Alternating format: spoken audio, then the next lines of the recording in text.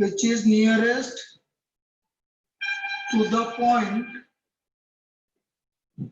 2, -8. 2, -8, which is nearest to the point 2, -8. बेटा nearest का मतलब है मिनिमम डिस्टेंस, नियरेस्ट का मतलब है मिनिमम डिस्टेंस चाहिए मुझे। अब ये कैसे करेंगे समझो। ये बोला पॉइंट ऑन द कर्व, तो let the point on the curve be x1, y1। मैं पॉइंट ऑन द कर्व मान लेता हूं, let point on curve be x1, y1, p x1, y1 which is nearest to point, which is nearest to point, इसको a मान लेता हूं 2, -8। भाई मैंने पॉइंट सपोज कर लिया p x1, y1 जो कि पॉइंट a से नियरेस्ट है। अब बेटा ये पॉइंट जिस पॉइंट कर्व पर यदि कोई पॉइंट आप सपोज करोगे तो क्या वो कर्व को सेटिस्फाई करेगा कि नहीं करेगा? यस सर करेगा। भाई यदि हमने कर्व पर कोई पॉइंट सपोज किया तो वो कर्व को सेटिस्फाई करेगा कि नहीं करेगा? बोलो करेगा। Yes sir. कर्व पे लाई कर रहा है तो कर्व को तो सेटिस्फाई करेगा ही, तो वो कर्व को सेटिस्फाई करेगा भाई पॉइंट जो भी होगा। तो पहले तो आपको ये गिवन है कि आपका जो कर्व है, so therefore y1 square equal to 4x1, first equation. अब मैं ये डिस्टेंस निकाल रहा हूँ भाई p है, जिसको मैं z मान लूंगा, अंडर रूट ऑफ x1 - 2 का होल स्क्वायर प्लस y1 + 8 का होल स्क्वायर। इसमें कोई डाउट? ये डिस्टेंस फॉर्मूला लगाया बेटा मैंने, x1 - 2 का होल स्क्वायर प्लस y1 + 8 का होल स्क्वायर। अंडर रूट आ रहा है इसलिए स्क्वायरिंग तो कर ही लो, और इसको भी स्क्वायरिंग कर दो, x1 square - 4x1 + 4 y1 square + 16 y1 + 16। यहां तक कोई डाउट किसी को? बोलिए। यहां से x1 का वैल्यू निकाल लो, x1 का वैल्यू आ गया y1 स्क्वायर बाय 4, रख दो y1 स्क्वायर बाय 4 का होल स्क्वायर, 4x1 है आपका y1 square plus 4 plus y1 square plus 16 y1 + 16। तो हमारा जो z स्क्वायर आ रहा है, ये हमारा z स्क्वायर आ गया y1 की पावर 4/16 प्लस 16 y1 + 16। यहां तक कोई डाउट? ये समझ में आया बेटा? ये समझ में आ गया 16 y1 + 68। Yes sir. दोबारा रिपीट कर रहा हूं, कोई भी कर्व है उस कर्व पर ऐसा पॉइंट निकालना है जो कि 2, -8 से मिनिमम डिस्टेंस पर है, नियरेस्ट मतलब मिनिमम डिस्टेंस पर है। तो मैंने कर्व पर पॉइंट सपोज कर लिया x1, y1। ये कर्व पे पॉइंट सपोज कर लिया हमने x1, y1। तो बेटा ये कर्व को सेटिस्फाई करेंगे, तो कर्व को सेटिस्फाई करवा दिया तो y1 square equal to 4x1। अब मैं डिस्टेंस निकाल रहा हूँ दो पॉइंट के बीच की डिस्टेंस, कर्व पर पॉइंट P और पॉइंट A, इनके बीच की डिस्टेंस PA निकाल ली मैंने डिस्टेंस फॉर्मूले से, और क्योंकि रूट आ रहा है इसलिए स्क्वायरिंग कर दिया और x1 की जगह y1 स्क्वायर बाय 4 कर दिया। यहां तक किसी को कोई डाउट है तो पूछ लो, बोलो भाई। यहां तक किसी को कोई डाउट? No sir. अब किसके रेस्पेक्ट में डिफरेंशिएट करना है? y के रेस्पेक्ट। भाई एक ही तो वेरिएबल बचा और कौन सा वेरिएबल बचा? तो differentiating with respect to y1, z square का डिफरेंशिएट 2z dz/dy1 4y1³ 16 + 16। इसमें कोई डाउट? भाई इसमें तो इजी डिफरेंशिएशन है, इसमें क्या डाउट होगा ना? For the critical point, for the critical point dz by dy1 equal to 0। ये 0 हो गया तो ये भी 0 हो गया, तो 4y1 cube by 16 plus 16 equal to 0। 4y1 cube by 16 equal to -16। बेटा y1 क्यूब आ गया आपका -64, तो y1 आ गया बेटा -4। हमारे पास y1 की वैल्यू आ गई -4, और यदि y1 -4 है तो x1 की वैल्यू यहां से निकाल लीजिए y1 स्क्वायर बाय 4 से। तो x1 आ गया हमारे पास -4 का square bye 4, 16 by 4 equal to 4. So therefore point on the curve is 4, -4. जो पॉइंट कर्व पे लेना है वो आ गया हमारा 4, -4। ये आया समझ में? बेटा ये समझ में आ गया?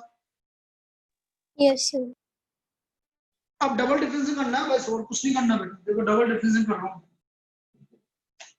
2z dz by dy1, 4y1 cube by 16 plus 16, differentiating with respect to y1।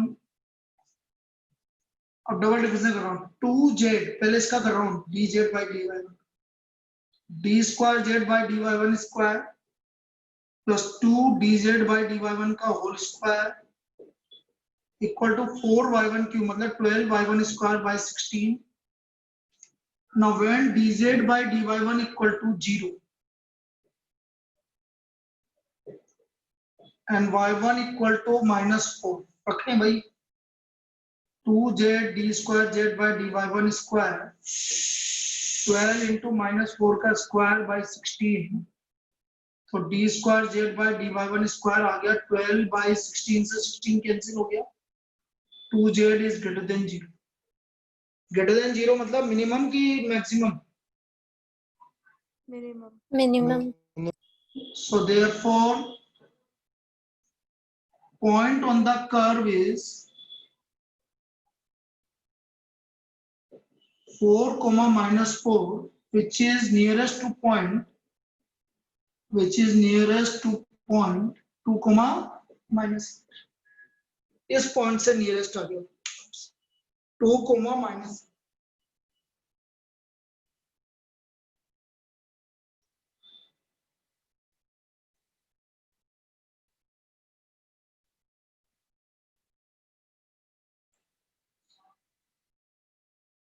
ये आया समझ में? Yes, sir. बिल्कुल सेम टाइप की प्रॉब्लम मैं एक और करवा देता हूं ताकि आपको और ज्यादा आइडिया लग जाए। बिल्कुल सेम टाइप की प्रॉब्लम, एक और प्रॉब्लम कर लेते हैं।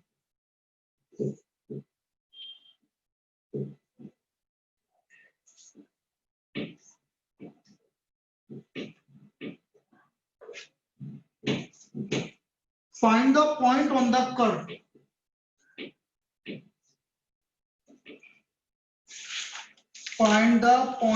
the curve x square equal to 8y। Find the point on the curve x square equal to 8y, which is nearest to the point 2, 4,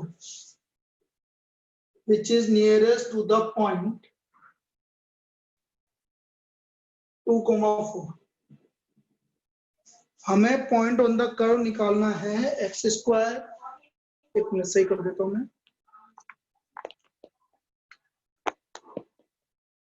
x square equal to 8y which is nearest to the point 2, 4। 2, 4 से nearest है वो, तो बिल्कुल same है, कोई अंतर नहीं है। अरे बेटा आज तो डिस्टर्बेंस तो नहीं लग रहा ना आज तो?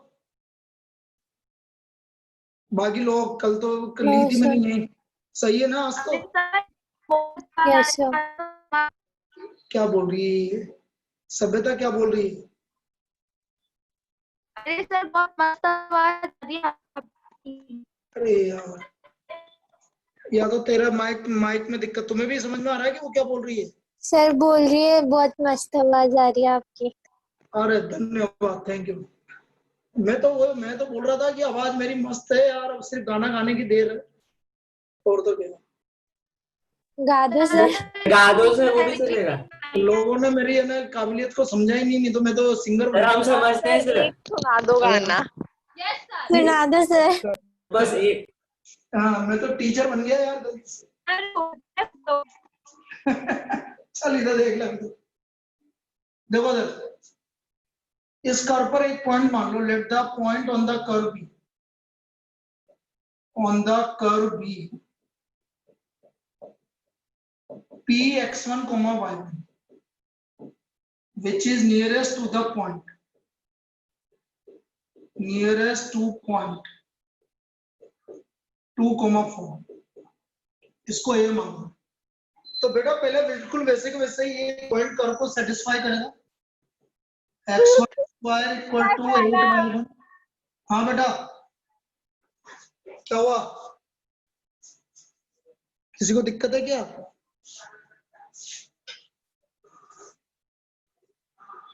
x1 square equal to 8y1।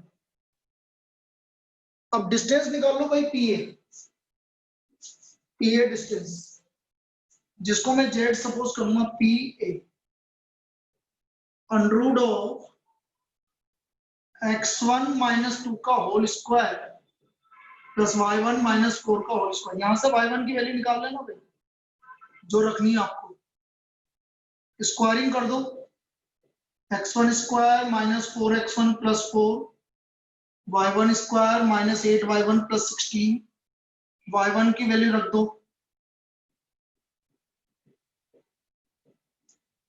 y1 की वैल्यू इसका स्क्वायर करो, x1 की पावर 4 बाई 64, 8y1 है माइनस x1 स्क्वायर प्लस 16,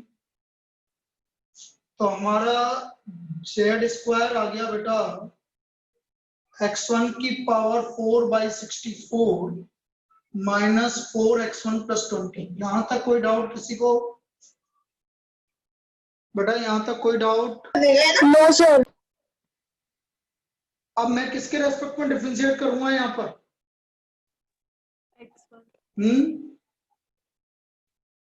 अरे बोलो ना, साफ दिख रहा है, किसके रेस्पेक्ट में डिफरेंशिएट करना है? x1 x1, तो 2z dz by dx1 4x1 cube by 64 minus 4x1 cube by 64 minus 4। यहां तक कोई दिक्कत? No sir. हाँ बेटा बोल, क्या बोल रहा है कोई? अरे सभ्यता क्या बोल रही, बोलना। सर मैं तो कुछ भी नहीं बोल रही। चलो, for the critical point dz by dx1 equal to 0, for the critical point dz by dx1 equal to 0, तो ये आ गया 4x1 cube by 64 minus 4 equal to 0, 4x1 cube by 64 equal to 4, x1 cube by cube equal to 64, तो x1 का value आ गया 4। अब x1 का value 4 आ गया तो y1 का वैल्यू 4 का square by 8 2, so therefore point क्या आ गया 4, पॉइंट इज 4, 2। तो हमारा पॉइंट कर्व पर पॉइंट आ गया 4, 2। This is the point on the curve. यहां तक कोई डाउट? बोलिए। No sir. अब पॉइंट ऑन द कर्व आ गया आपका 4, 2। डबल डिफरेंशिएशन करना है बस अब आपको, और जब मिनिमम डिस्टेंस पूछा है तो वो भी निकाल सकते हैं, लेकिन अभी नहीं पूछा, तो अभी तो हमें डायरेक्ट ही करना है डबल डिफरेंशिएशन।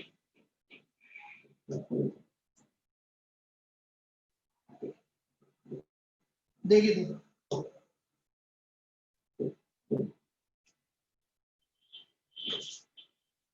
ये रहा इसका double differentiation, 2z dz by dx1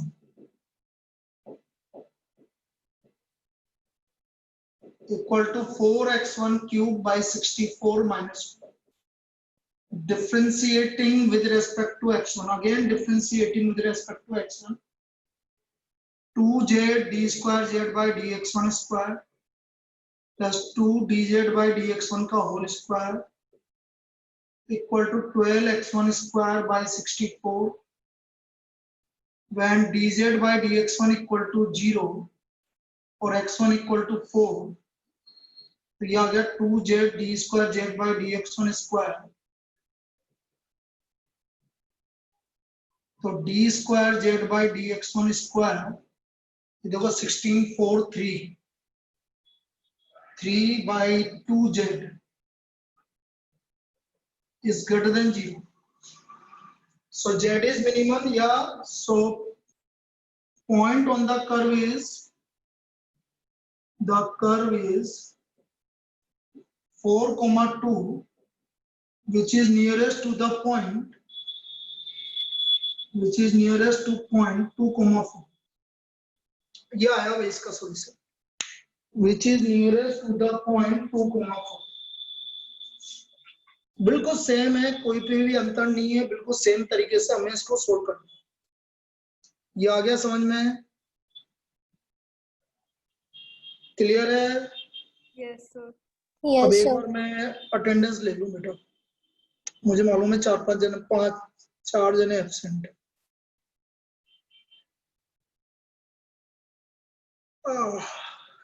एक तो इसरा होगी बेटा, ये दिशा और ये इसरा दूसरी Yes, वाली क्लास sir. में भी नहीं आ रही क्या? नहीं सर, उधर भी नहीं आ रही है, क्या हो गया? पता नहीं। चलो, एक तो इसरा एब्सेंट है, और कोई भाई 3 जना और बता दो। स्वस्ति एब्सेंट है एक। हितेश, हाँ हितेश की भी कुछ दिक्कत हो गई क्या? उधर भी नहीं आ रहा है? तुम्हें याद नहीं है कि किसी को भी? अरे किसी को भी याद नहीं है क्या? और नहीं आज तो सर, हिमांशी आदत भी तो नहीं है। हाँ हिमांशी भी नहीं है आज तो। हितेश, हिमांशी, इसरा और स्वस्ति, ये 4 जन एब्सेंट। ठीक है, देखते हैं भाई क्या क्या दिक्कत आ रही है इनको, क्योंकि उधर भी नहीं आ रहा, मुझे लग रहा है हितेश भी कुछ दिक्कत है, उसका भी कुछ प्रॉब्लम हो गई कहीं पे भी। आजकल क्या है यार, ये कोरोना का और लफड़ा है, किसी को भी हो जाता है। बहुत सारे स्टूडेंट हैं, कुछ स्टूडेंट जिनके घर में हो गया, किसी में क्या हो गया, ये है, थोड़ा सा बच के रहो। इसलिए तो मैं आजकल क्लास में नहीं जाता, वही तो चक्कर है भाई, थोड़ा सेफ्टी रखेंगे तो ज्यादा बढ़िया। गया था मैं 20-25 दिन, फिर मैंने बंद ही कर दिया क्लास जाना। घर से बाहर निकलेंगे तो फिर डर है अभी तो। चलिए अब मैं नेक्स्ट प्रॉब्लम जो बता रहा हूँ, ये भी बिल्कुल सेम प्रॉब्लम, लेकिन अच्छी प्रॉब्लम है, बहुत अच्छी प्रॉब्लम है, उसको ध्यान से देखना, लेकिन सेम टाइप की प्रॉब्लम है।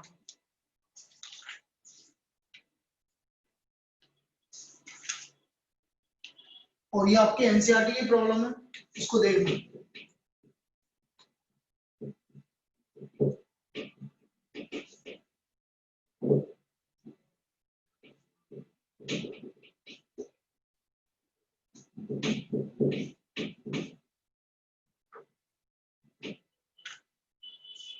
An enemy helicopter. An enemy helicopter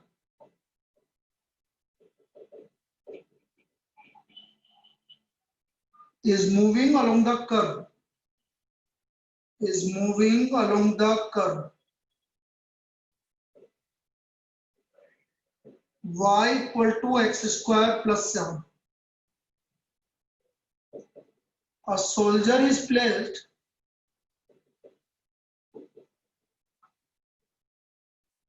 at 3,7, wants to shoot down the helicopter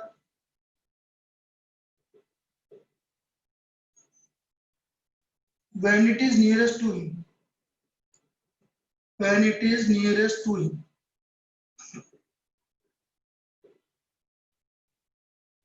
Find the nearest distance.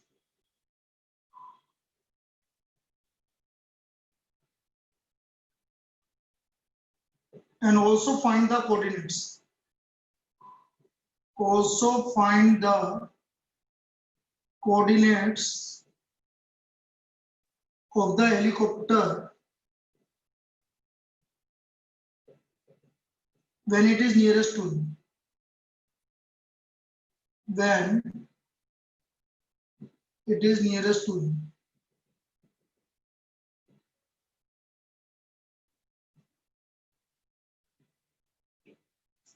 When it is nearest to him.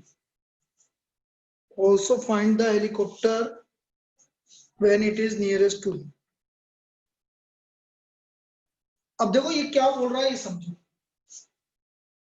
ये बोल रहा है कि हेलीकॉप्टर इस कर्व पे फ्लो कर रहा है, इस कर्व पे आपका मूव कर रहा है। तो जब ये हेलीकॉप्टर इस कर्व पे मूव करेगा तो मतलब कुल मिला के बात ये, इस कर्व पे पॉइंट निकालना आपको। भाई इसी कर्व पे मूव कर रहा है हेलीकॉप्टर, तो let the point on the helicopter या on the curve be x1, y। मैंने कर्व पर पॉइंट मान लिया x1, y1 p, which is nearest to point, nearest to point A 3,7. So therefore y1 equal to x1 square plus 7 and PA equal to z under root of x1 minus 3 का whole square plus y1 minus 7 का whole square. बेटा यहाँ से y1 minus 7 की value direct आ गई, x1 square, squaring कर दो।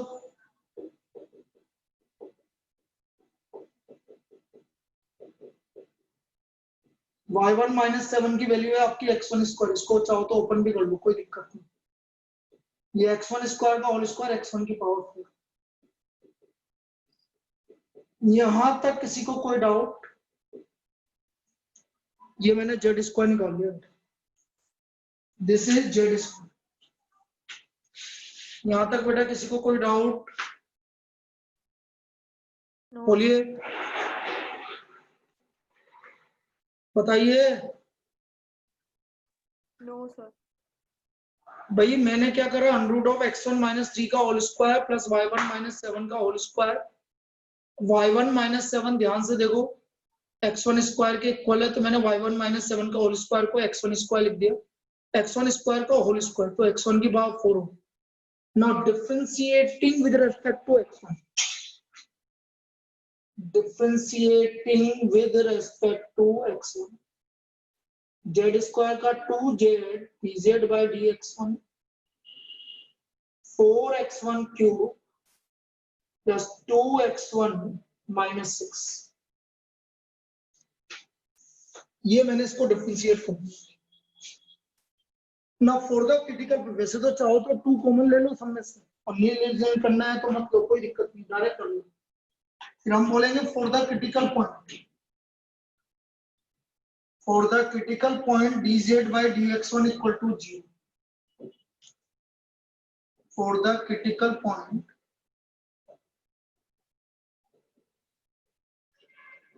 dz by dx1 equal to 0, ये आ गया 4x1 cube plus 2x1 minus 6 equal to 0। अब बेटा ये क्योंकि क्यूब है तो आप हिट एंड ट्रायल से करेंगे, x1 की कौन सी वैल्यू रखूंगी 0 आ जाए।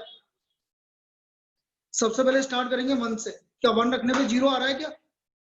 Yes, sir. Now when x1 it is due for a, कैसे लिख दोगे डायरेक्ट, बस x1 इक्वल टू 1, तो बेटा x1 1 आ गया तो y1 यहां से निकालोगे। So therefore point on the curve क्या हो गया, 1,8 हो गया। पॉइंट ऑन द कर्व आ गया हमारा 1,8। यहां तक कोई दिक्कत? बोलिए। No, sir. अब 2z dz by dx1, 4x1 cube plus 2x1 minus 6, again differentiating with respect to x1, 2z d square z by dx1 square plus 2 dz by dx1 का whole square, 12x1 square plus 2. Now when x1 equal to 1 और dz by dx1 equal to 0, तो ये आ गया t2z d square z by dx1 square equal to 14, या बोले d square z by dx1 square equal to 14 by 2z which is greater than 0. इसका मतलब हमारा पॉइंट ऑन द कर्व आ गया 1,8 which is nearest to the point 3,7. Near distance भी निकालनी बेटा, या point on the helicopter, point जिस पॉइंट से हेलीकॉप्टर फ्लो कर रहा है वो वाला पॉइंट आ गया, मूव कर रहा है. So therefore point on the curve is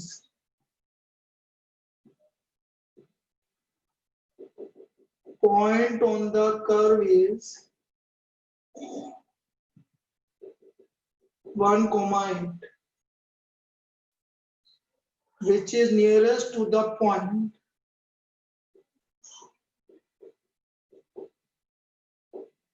3,7. Now nearest distance under root of 1 minus 3 का whole square plus 8 minus 7 का होल स्क्वायर 4 plus 1 क्या आ गया nearest distance √5 unit. This is the nearest distance √5 unit. ये इसकी nearest distance आ गई. समझ में आया? बस इसमें एक ही चीज इंपॉर्टेंट है कि x1 इक्वल टू 1 आपको वैल्यू हिट एंड ट्रायल से करना पड़ेगा. x1 इक्वल टू 1 रख के देखोगे, यदि नहीं आता है तो -1 रखोगे, फिर 2 रखोगे, फिर -2 रखोगे, तो किसी न किसी एक सर ये कैसे पता चला कि अपन बोल क्या कैसे पता चला, क्या पूछना चाह रही है बोलना, क्या हुआ? अरे आवाज गायब होगी कि तेरी बेटा?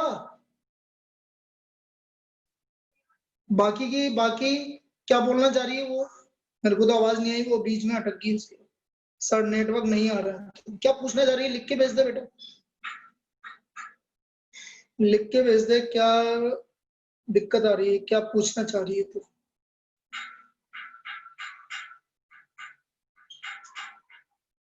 चल फिर बाद में पूछ लेना, मेरे से पूछ लेना. Next,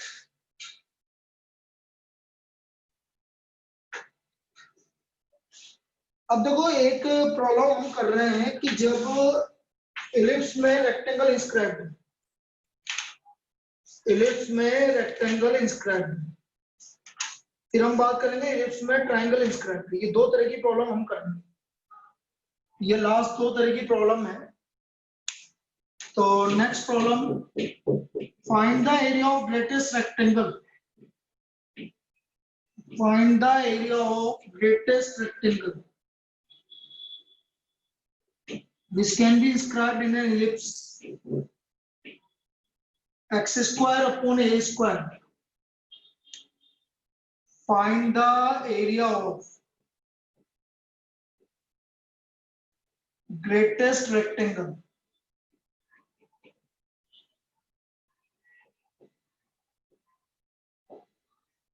which can be inscribed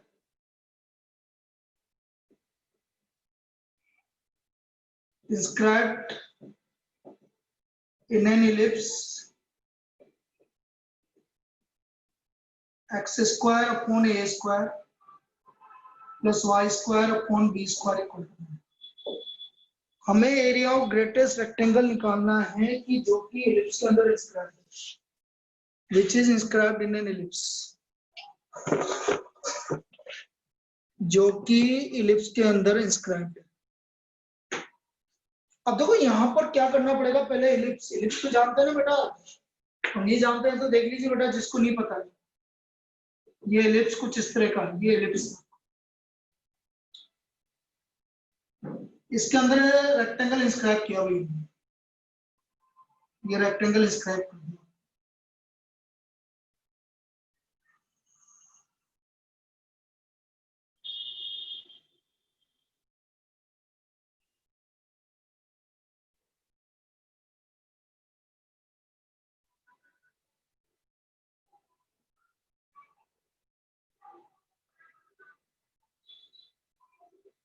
इस तरह का कोई रेक्टेंगल इंस्क्राइब कर दिया। ये पॉइंट पी है जिस पर रेक्टेंगल लिया है, मैं इसकी लेंथ आपकी मान लेता हूं। ये पॉइंट आपको क्या मानना है ये समझना, ये हमेशा a cos थीटा और b sin थीटा, बस ये हमेशा ध्यान रखना। पॉइंट P जब भी कोई भी इलिप्स पर पॉइंट मानोगे आप, कोई भी इलिप्स पर आपको पॉइंट सपोज करना है तो वो होगा बेटा a cos theta and b sin theta. ये इसके पैरामेट्रिक कोऑर्डिनेट होता है, इलिप्स का पैरामेट्रिक कोऑर्डिनेट होता है। तो ये आपको याद रखना पड़ेगा, इलिप्स पर यदि हमें कोई भी पॉइंट सपोज करना है तो वो होगा आपका a cos थीटा और b sin, a cos theta और b sin थीटा।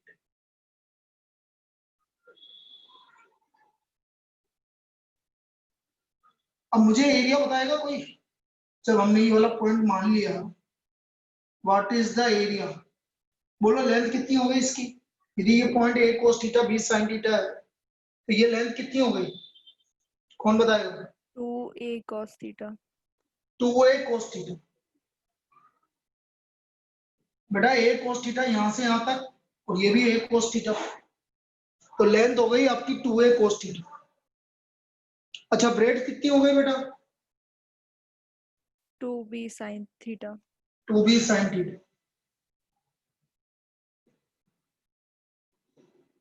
अब मैं क्या करता हूँ, 2ab तो बाहर ले लेता हूँ, तो अंदर बचा 2 sin theta cos theta.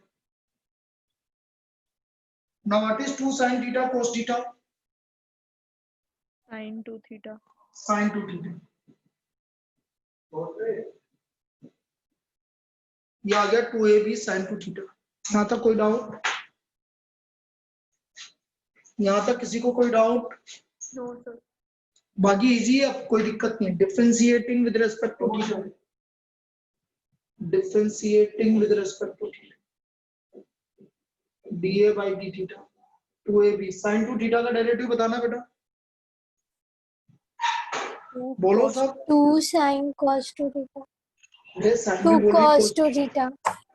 2 cos 2 theta, तो ये आ गया 4ab cos 2 theta. Now for the critical point, dA by d theta equal to 0, तो ये आ गया 4ab cos 2 theta equal to 0, या बोले cos 2 थीटा इक्वल टू 0। बोलो cos की वैल्यू 0 कब होती है, pi by 2. पाई बाय 2, तो 2 theta equal to pi by 2, तो थीटा की वैल्यू क्या आ गई भाई, pi/4. Pi by 4। यहां तक कोई डाउट, यहां तक किसी को कोई डाउट। No, sir. ये डबल डिफरेंशिएशन करना बहुत इजी प्रॉब्लम है ये, बस ये चीज याद रखनी है, a cos theta b sin theta, बाकी प्रॉब्लम में कुछ भी दिक्कत नहीं। Double differentiation,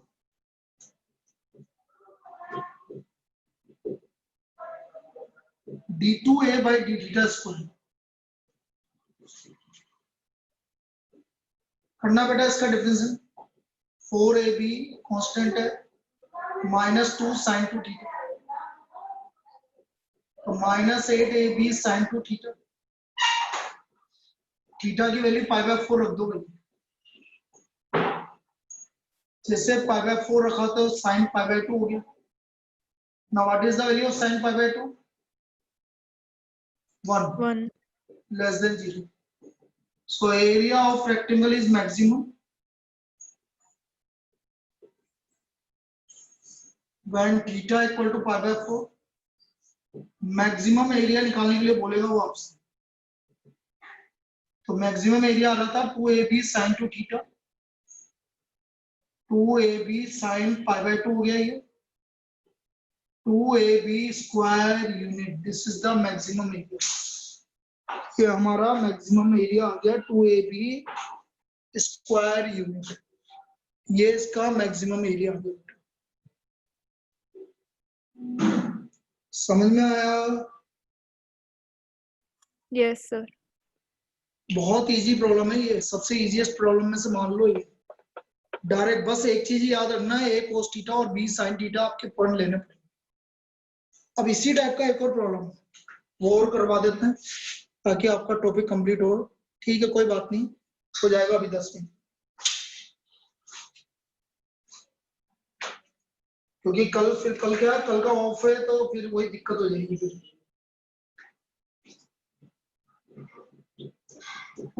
next,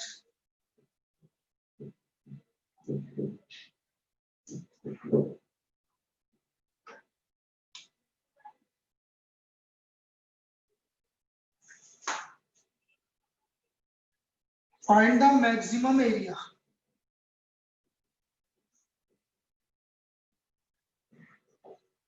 find the maximum area of an isosceles triangle.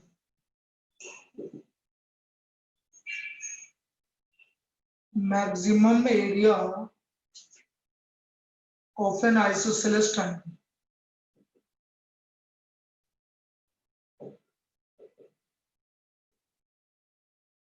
Inscribed in the ellipse.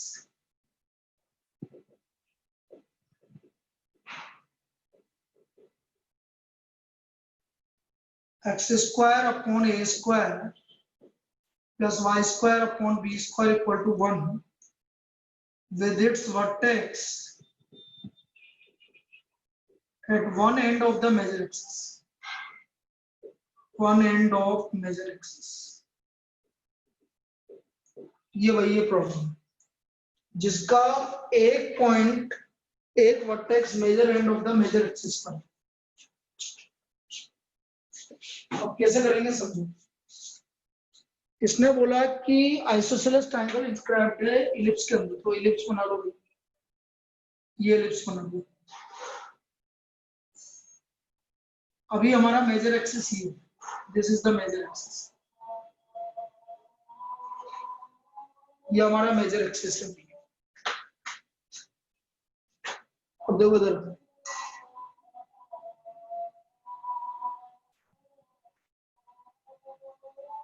अब मेजर एक्सिस है ये वाला पॉइंट, इस पर मैंने, उसने बोला मेजर एक्सिस वर्टेक्स आपका एक मेजर एक्सिस पर, तो मैंने ऐसे मान लिया भाई दिस इज आइसोसेलेस ट्रायंगल, ये आइसोसेलेस ट्रायंगल हो गया। ए पी बी या क्यू मान लो, ए पी क्यू। उसने बोला ना एक वर्टेक्स कहां पर है, मेजर एक्सिस पर है, तो मेजर एक्सिस पे है तो मैंने ए पर मान लिया भैया, ए जो पॉइंट है वो मेजर एक्सिस पर है। पी पॉइंट में क्या सपोज करूंगा हमेशा, A cos theta. A cos theta और बी साइन थीटा, तो ये आ गया A cos theta B sine theta.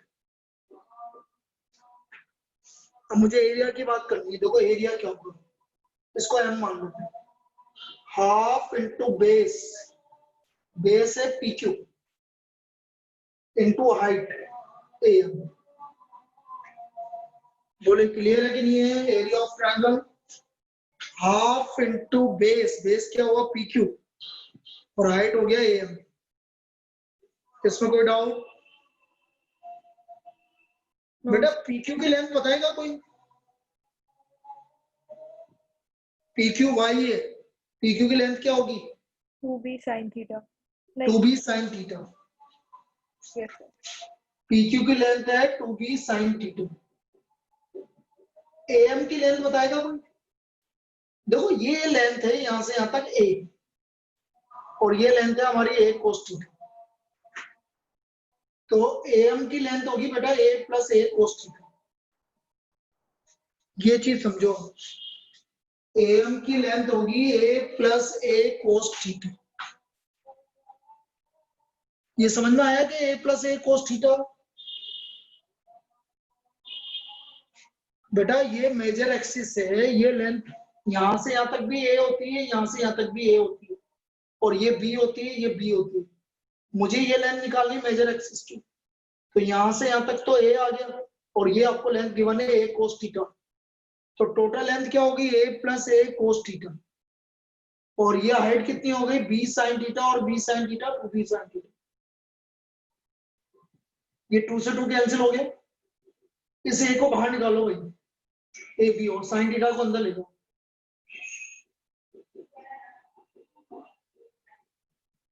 इसको 2 से मल्टीप्लाई डिवाइड कर दो, 2 से मल्टीप्लाई डिवाइड कर दो। Now what is 2 sin theta cos theta? Sin 2 theta. तो ये आ गया sin 2 थीटा। अब मैं डिफरेंशिएट करूंगा, differentiating with respect to theta, dA by d theta AB, बोलो sin थीटा का derivative Cos theta. Half as it is sin 2 theta का डेरिवेटिव बोलो बेटा, 2 cos 2 theta. Plus 2 cos 2 theta. तो हमारा डेरिवेटिव आ गया cos theta plus cos 2 theta. यहां तक किसी को दिक्कत? बोलो यहां तक किसी को कोई दिक्कत? Now for the critical point, No, sir. for the critical point dA by d theta equal to 0. For the critical point dA by d theta equal to 0, AB sin theta plus sin 2 theta equal to 0. Sorry, cos theta plus cos 2 theta equal to 0. तो cos theta equal to cos 2 theta. बेटा cos 2 theta को मैं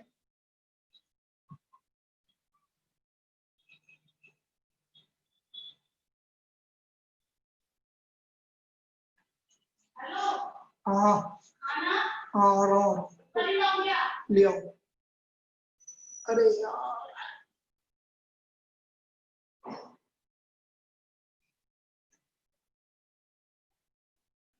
Sir, वो minus cos. जब भी मैं सोचू हो क्या रहा है। ठीक है ठीक है ठीक है, इसलिए तो मैं बोल रहा हूँ मैंने किया, मैं कहाँ अटक गया। ठीक है ठीक है बेटा, माइनस cos 2 थीटा। बेटा माइनस cos 2 थीटा को मैं लिख सकता हूँ cos pi minus 2 theta. Second quadrant में cos नेगेटिव होता है, तो इसको हम cos पाई माइनस 2 थीटा लिख सकते हैं। cos pi minus 2 theta is minus cos 2 theta. अब कंपेयर करो भाई, cos से cos हट गया, थीटा इक्वल टू पाई। फिर किसी ने बोला सर थर्ड क्वाड्रेंट क्यों नहीं लिया आपने? पूछो पूछो, अरे पूछो थर्ड क्वाड्रेंट पाई प्लस क्यों नहीं लिया? कोई बताएगा पाई प्लस क्यों नहीं लिया? साइन में बदला जाता नहीं। बेटा पाई प्लस ट्राइंगल की बात कर रहे तो ट्राइंगल में पाई प्लस हो सकता है क्या? हाँ नहीं होता। 180 प्लस नहीं हो सकता ना? 180 प्लस नहीं हो सकता ना बेटा, 180 डिग्री तो टोटल एंगल होता है, 180 प्लस कैसे लोगे आप? तो ये आ गया हमारा 3 थीटा इक्वल टू पाई। तो बेटा थीटा आ गया, एंगल आ गया पाई बाई 3। आया समझ में? थीटा क्या आ गया? पाई बाई 3। ये करना पड़ेगा बेटा। अब इसका डबल डिफरेंस है, इसका double difference AB cos theta का minus sine theta minus 2 sin 2 theta. now d2a by d theta square theta equal to pi by 3 रख दो भाई, minus sine pi by 3 minus sine 2 pi by 3। Sine pi by 3 की value √3/2. और sign 2 pi by 3 की value भी यही होगी बेटा, √3/2। क्योंकि π/3 और 2π/3 फर्स्ट और सेकंड क्वाड्रेंट है। तो ये नेगेटिव आ गया। Therefore area of isosceles triangle is maximum when theta equal to π/3. Area of isosceles triangle is maximum when theta equal to π/3 और हमारा मैक्सिमम एरिया आ गया क्या था भाई, AB sin theta plus half sin 2 theta, यही था ना। तो AB sin π/3 plus half sin 2π/3 AB √3/2 plus 1/2 into √3/2, LCM आ गया 4, 2√3 plus √3, so 3 √3/4 AB square unit।